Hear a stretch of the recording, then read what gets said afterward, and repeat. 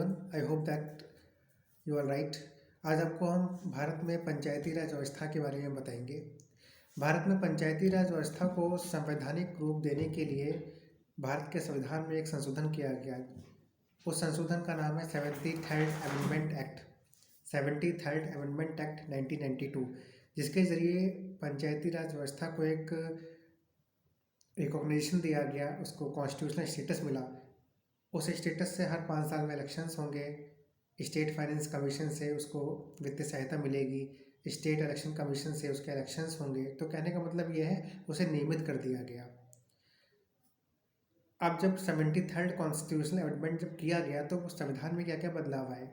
संविधान में एक नया भाग जोड़ा गया जिसको बोलते हैं भाग नंबर 9, पार्ट 9। संविधान में एक नई अनुसूची जोड़ी गई जिसको बोलते हैं अनुसूची नंबर 11। उस अनुसूची नंबर 11 में 29 विषय हैं जिस पे ग्राम सभाएं काम करती हैं।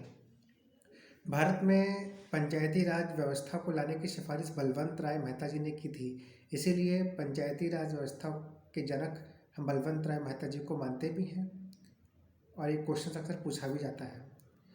पंचायती राज व्यवस्था को हम लोग 3rd टायर व्यवस्था भी बोलते हैं, 3 टायर सिस्टम भी बोलते हैं, क्योंकि इसमें ग्राम सभा होती है, ब्लॉक होता है और जिला होता है, इसलिए इसको 3 टायर सिस्टम भी बोलते हैं। अगर आपसे सवाल पूछा जाए कि भारत में पंचायती राज व्यवस्था सबसे पहले कहाँ पे आई, तो आपको पता होना चाहिए कि भारत में सबसे पहले पंचायती राज व्यवस्था राजस्थान के नागौर जिले में आई थी 1969 में।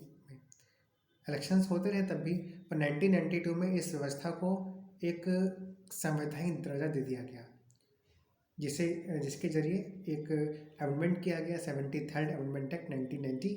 तो आपको क्या क्या लर्न रखना है कि पंचायती राज व्यवस्था को लाने के लिए कौन सा संशोधन किया गया, पंचायती राज व्यवस्था संविधान के किस भाग में है, पंचायती राज व्यवस्था का संबंध किस अनुसूची से है, पंचायती राज व्यवस्था को लाने की सिफारिश किसने दी थी, पंचायती राज व्यवस्था किस साल में आई। तो सारे फैक्ट्स आपको लर्न करने हैं।